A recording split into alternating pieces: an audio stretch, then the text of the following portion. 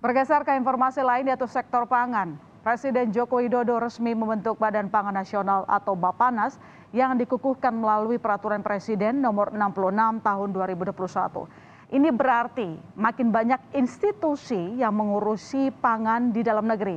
Sebab Indonesia sudah memiliki Bulog Kementerian Perdagangan, Kementerian Pertanian, bahkan sampai BUMN Pangan.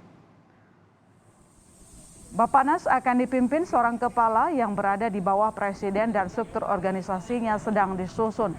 Pemerintah menjamin keberadaan lembaga baru tidak bertabrakan dengan lembaga yang sudah ada. Fungsi pengawasan ketersediaan pangan BKP Kementan dialihkan ke Bappenas. Sedangkan fungsi budidaya untuk menjaga ketersediaan pangan tetapi berada di BKP Kementan. Kemudian, kewenangan Kementerian Perdagangan dalam menjamin pasokan dan stabilisasi harga barang pokok tetap berlaku. Tapi tugas ini di luar dari bahan pokok yang pengawasannya sudah dilimpahkan ke Bappenas. Bahan kebutuhan pokok yang tidak masuk pengawasan Bappenas hanya minyak goreng dan tepung terigu.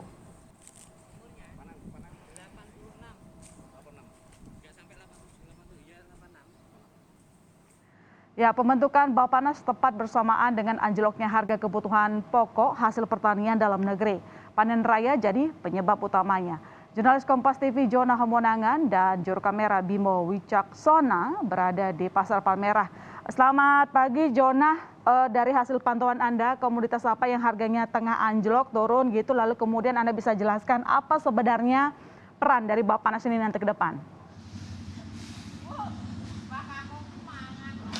Ya, Mas Sister, kami sendiri memantau Pasar Palmerah mulai dari tadi pagi sekitar pukul 5, di mana ini merupakan jam padat dari pertemuan antara penjual dan juga dari masyarakat pembeli.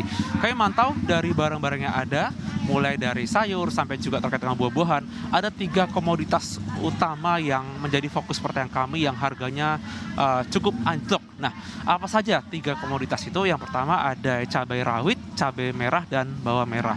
Seperti contoh, saya tadi salah satunya saya mengecek ke lapangan, dan untuk dari cabai rawit sendiri penurunannya cukup signifikan sebanyak 20.000, dari 1 kilonya 50.000 menjadi 30.000. Sedangkan untuk cabai merah dari 35.000 turun 10.000 menjadi 25.000. Sedangkan bawang merah turun 5.000 dari 35.000 menjadi 30.000. Kami bisa bertanya kepada para penjual mengapa bisa anjlok sedemikian parah, dan mereka mengatakan memang dari para tengkulaknya pun harganya sudah begitu hancur dikarenakan memang jumlah barang yang ada ini memang sudah terlalu banyak atau bisa dikatakan panen raya. Nah, bagaimana terkait dengan distribusinya? Ini memang cukup menarik, apalagi Presiden Jokowi membentuk badan yang baru dinamakan dengan Badan Pangan Nasional. Jadi ini memang cukup penting. Fungsinya adalah mengatur distribusi logistik pangan. Seperti apa distribusi logistik? Jadi selama ini belum ada seperti harmonisasi atau mungkin adanya kebijakan yang sama mulai dari hulu apa hilir. Seringkali kita melihat adanya beda kebijakan mulai dari Kementerian Perdagangan ataupun dari Kementerian Pertanian terkait dengan data pertanian, dan ini memang sangat rancu.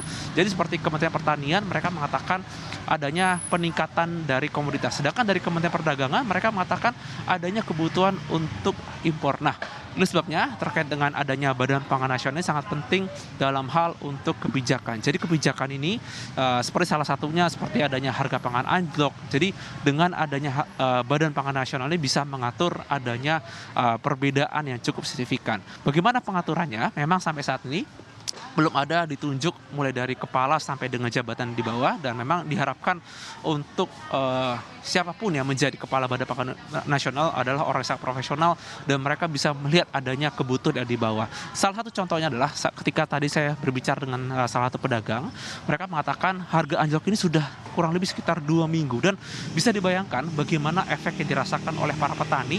Mereka mengalami kerugian yang sangat besar. Bahkan di Jawa Tengah pun Gubernur Jawa Tengah menginstruksikan untuk membeli cabai beramai-ramai agar jangan sampai ada kerugian. Jadi memang adanya sinkronisasi yang ada di Badan Pangan Nasional sangat penting agar hulu dan hilir mulai dari para petani sampai kepada mungkin menjual di pasar, mereka jangan sampai ada kerugian. Pertama, saya berpikir dengan adanya harga yang murah, mungkin pembeli cukup banyak, atau ternyata faktanya adalah selama masa pandemi ini ternyata pembeli tidak terlalu banyak, jadi dengan harga murah pun ternyata marginnya tidak terlalu besar. Sebabnya adanya sinkronisasi seperti Badan Pangan Nasional sangat efektif diharapkan agar tidak sampai adanya ketimpangan dari harga yang cukup signifikan seperti adanya bawang merah, cabai merah, dan cabai rawit. Mas Sister. Ya, persoalan pangan selalu dalam negeri itu kalau misalnya harga komoditas lagi naik ya naik banget, kalau lagi turun anjlok sekali dan itu menimbulkan ketidakpastian untuk para petani. Dan jelas saudara, memang sistem pangan Korea ini menjadi ide baik karena di sana rasanya hampir tidak ada berita harga cabai atau bawang merah fluktuatif karena memang di sana penduduknya terbiasa mengonsumsi ekstra gitu ya Jona ya, berbeda dengan masyarakat Indonesia yang selalu ingin bahan segar untuk membuat sambal, tetapi sistem pangan Korea layak dipelajari untuk menjaga stabilitas harga pangan. Terima kasih Jona atas laporan Anda, selamat kembali bertugas.